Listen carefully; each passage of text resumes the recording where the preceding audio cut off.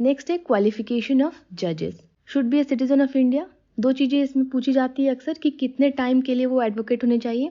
He should have been an advocate of a high court for at least 10 years और for high courts in succession, यानी कि जरूरी नहीं कि एक ही हाई कोर्ट में 10 ईयर्स के लिए हो, एक हाई कोर्ट में 2 साल, फिर दूसरे हाई कोर्ट में 3 साल, इस तरह करके 10 ईयर्स का प्रैक्टिस होना चाहिए। He should have held a judicial office in the territory of India for 10 years, और यानी कि ये दोनों ही जरूरत नहीं है, दोनों में से कोई एक होगा तो भी चलेगा। मिनिमम एज प्रिस्क्राइब नहीं है अपॉइंटमेंट के लिए, और जैसे कि सुप्रीम कोर्ट में दिया हुआ है कि डिस्टिंग्विश्ड जूरिस्ट को जज बनाया जा सकता है, हाई कोर्ट के लिए ऐसा कुछ भी नहीं मेंशन किया गया है कॉन्स्टिट्यूशन में। एग्जाम्स में क्वेश्चन ऐसे अक्सर पूछे जाते हैं कि कॉन्स्टिट्यूशन में क्या मेंशन्ड है और क्या नहीं है। टेन्योर ऑफ जजेस, again the constitution has not fixed the tenure of ए जज कि हाई कोर्ट के जज कितने टाइम तक जज रह सकते हैं, केवल एज दी हुई है कि 62 ईयर्स के बाद वो रिटायर हो जाते हैं, और कोई भी क्वेश्चन उनके एज के रिगार्डिंग हो तो वो प्रेसिडेंट डिसाइड करते हैं consultation with the chief justice of India, और इसमें प्रेसिडेंट का डिसीजन फाइनल है। He can resign by writing to the president, not to the CJI but to the president. Removal भी प्रेसिडेंट करते हैं, लेकिन रिकमेंडेशन कहाँ से आता है, पार्लियामेंट कैसे रिमूव होता है वो भी अभी देखेंगे।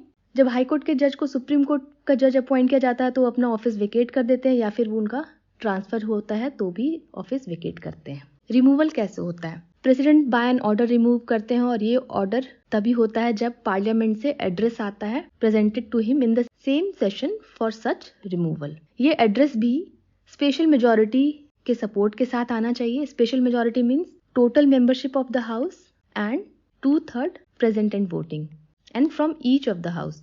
लोकसभा में भी और राज्यसभा में भी स्पेशल मेजॉरिटी से वो एड्रेस पास होना चाहिए, तभी जज रिमूव होते हैं। 2 ग्राउंड है, प्रूव मिसबिहेवियर एंड और इनकैपेसिटी। डिटेल जो है वो कॉन्स्टिट्यूशन में नहीं दिया हुआ है कि कैसे इम्पीच होंगे जज, ये दिया हुआ है जजेस इंक्वायरी एक्ट 1968 में, और सिमिलर प्रोसीजर सुप्रीम कोर्ट के जज पे भी लागू होता है। सबसे पहले एक मोशन लाया जाता है, वो लोकसभा में आ सकता है या फिर राज्यसभा में। लोकसभा में 100 मेंबर्स का सपोर्ट चाहिए और राज्यसभा में 50 मेंबर्स का चाहिए। यहाँ पे स्पीकर और चेयरमैन के पास ये डिस्क्रिप्शन होती है कि वो एक्सेप्ट भी कर सकते हैं और रिफ्यूज भी कर सकते हैं। जब वो एक्सेप्ट करते हैं तो वो एक 3 मेंबर कमेटी बनाते हैं इंक्वायरी के लिए, इन्वेस्टिगेट करते हैं चार्जेस को।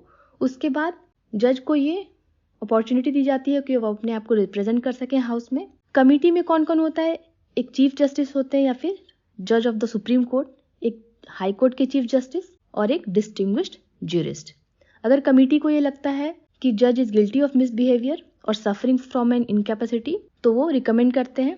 फिर हाउस में वोटिंग होती है उस मोशन पे, और वो वोटिंग जो है स्पेशल मेजॉरिटी से पास होनी चाहिए separately in both the houses. जब मोशन पास होता है तब ये एड्रेस जो है प्रेसिडेंट के पास जाता है और प्रेसिडेंट फिर ऑर्डर पास करते हैं for the removal of the जज।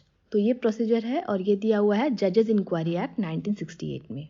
Salaries and allowances, salaries and allowances जो है वो कंसोलिडेटेड फंड ऑफ स्टेट पे चार्ज होती है, जो कि उनके टेन्योर के टाइम में घटाया नहीं जा सकता, उस पर कोई वोटिंग नहीं होती है। लेकिन पेंशन जो है वो कंसोलिडेटेड फंड ऑफ इंडिया पे चार्ज होती है, तो ये डिफरेंस आपको याद रखना है। पावर क्या क्या है ये डिटेल में हम लोग बाद में देखेंगे, लेकिन शॉर्ट में देख लेते हैं। ओरिजिनल जुरिसडिक्शन है, यानी कि कोई भी केस डायरेक्टली इनके पास लाया जा सकता है, जरूरी नहीं कि वो अपील से आया हुआ हो। रिट जुरिसडिक्शन है अंडर आर्टिकल 226। एपेलेट जुरिसडिक्शन है, लोअर कोर्ट से कोई भी अपील के थ्रू जो केसेस आते हैं। सुपरवाइजरी जुरिसडिक्शन है, जो भी लोअर कोर्ट्स हैं, सबॉर्डिनेट कोर्ट्स हैं, उनके ऊपर supervisory jurisdiction. Control over subordinate courts, जितने भी एडमिनिस्ट्रेटिव डिसीजंस हैं सबॉर्डिनेट कोर्ट में, जजेस के ट्रांसफर, पोस्टिंग, वो सारी चीज़ें भी हाई कोर्ट के अंडर में आती हैं। It is a court of record, ये इंपॉर्टेंट है।